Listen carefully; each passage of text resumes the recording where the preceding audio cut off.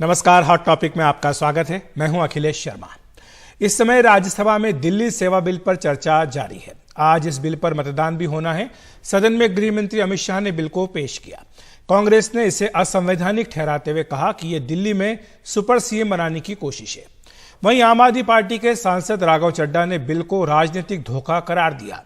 उन्होंने कहा कि दिल्ली विधानसभा चुनाव में बीजेपी को पिछले 25 साल से हार का सामना करना पड़ रहा है, इसलिए ऐसा बिल लाया जा रहा है। राघव चड्ढा ने अमित शाह के लोकसभा में दिए बयान पर भी पलटवार किया।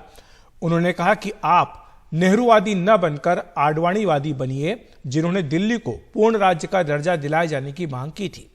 वहीं आरजेडी के मनोज झा ने कहा कि नेहरू 1956 में दिल्ली को पूर्ण राज्य का दर्जा नहीं देना चाहते थे, लेकिन तब और अब का दौर बदल चुका है।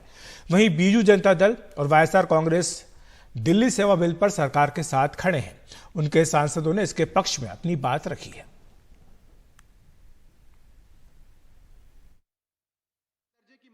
मैं प्रस्ताव करता हूं कि दिल्ली राष्ट्रीय राजधानी राज्य क्षेत्र शासन अधिनियम 1991 का और संशोधन करने वाले विधेयक पर लोकसभा द्वारा पारित रूप में विचार किया जाए।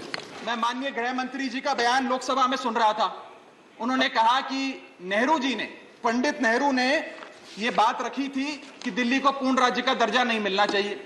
मैं माननीय गृह मंत्री जी से कहना चाहता हूं, नेहरूवादी मत बनिए, अडवाणीवादी बनिए, वाजपेयीवादी बनिए और दिल्ली को पूर्ण राज्य का दर्जा देने का आज आपके पास ऐतिहासिक मौका है।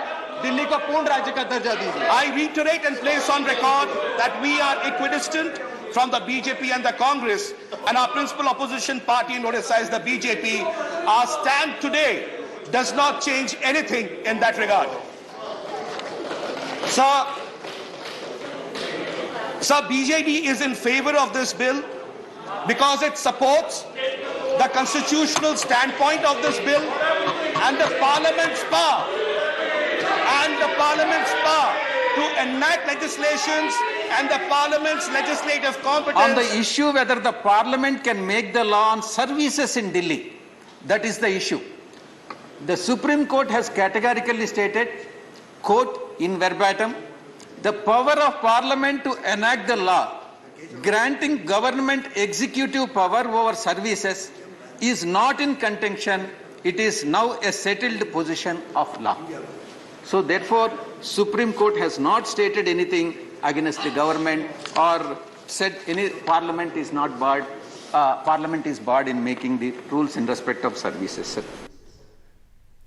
तो राज्यसभा में विपक्ष पूरा जोर लगा रहा है। यहां पर दरअसल सरकार का बहुमत नहीं है, लेकिन इसके बावजूद वाईएसआरसीपी और बीजेडी इन दोनों ही दलों का समर्थन मिलने के बाद ये बिल पारित होना तय माना जा रहा है।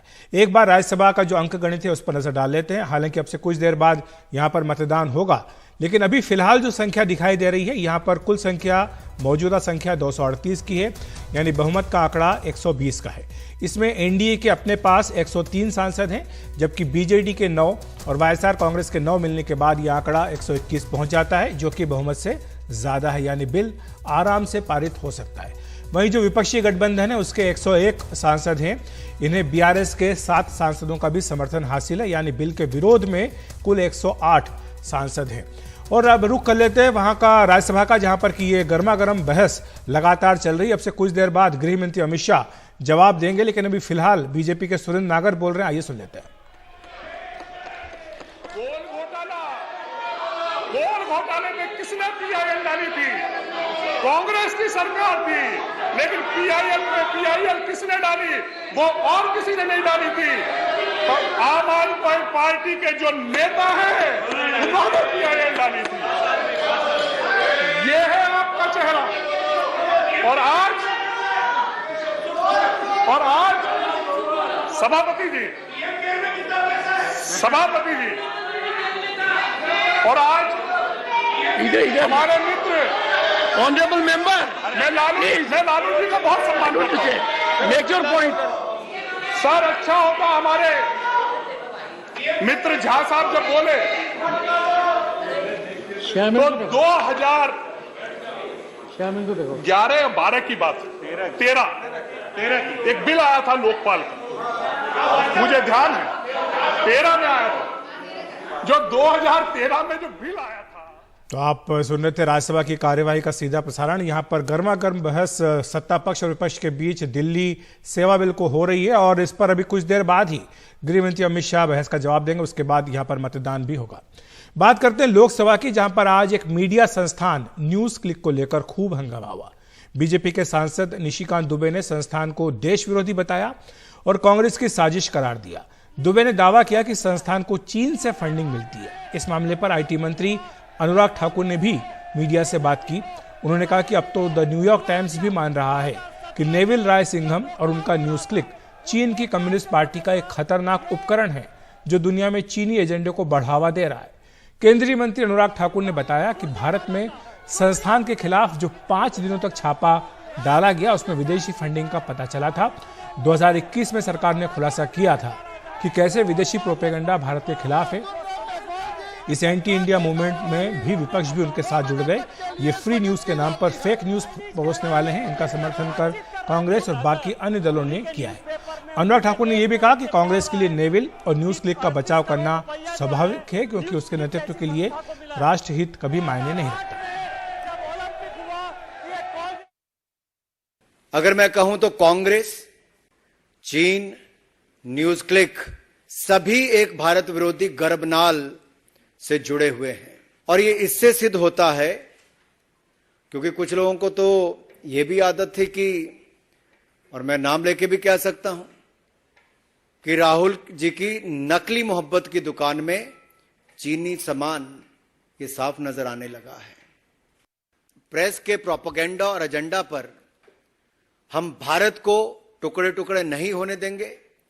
चाहे कांग्रेस टुकड़े टुकड़े गैंग के साथ जाकर खड़ी हो जाए। राहुल गांधी जी बीच रात को जाकर उनके साथ खड़े हो गए, बाद में टुकड़े टुकड़े गैंग के लोगों को अपने आप में शामिल भी करा लिया। और इनके समय तो सीबीआई और ईडी पिंजरे में बंद तोता होती थी, लेकिन आज अगर वो ईडी कार्रवाई न्यूज क्लिक जैसी फर्जी संस्थाओं के खिलाफ करती है तो उसके ऊपर ये प्रश्न चिन्ह खड़ा करते हैं। ये गलत सूचना के खिलाफ, मिस इन्फॉर्मेशन के खिलाफ युद्ध है और ये युद्ध जारी रहना चाहिए। फंडिंग तो एक कर रहे थे न्यूज क्लिक को चाइनीज कंपनियां नेविल रायसिंघम के माध्यम से, लेकिन जो इनके सेल्समैन थे हमारे हिंदुस्तान के कुछ लोग हो गए थे। जब इनके खिलाफ कार्रवाई हुई तो उनके पक्ष में आकर खड़े हो गए। अब ये जो न्यूज क्लिक को जो पैसा आया, ये रूट भी कहां कहां से हुआ। ये गौतम नवलखा का नाम तो आपने सुना ही होगा। ये भी एक आरोपी है। किस केस में? एल्गार परिषद के माओइस्ट लिंक में जो भीमा कोरेगांव केस है, उसमें अभी तक जेल में ये है, अंडर हाउस अरेस्ट है। यूएपीए लगा हुआ है इनके ऊपर।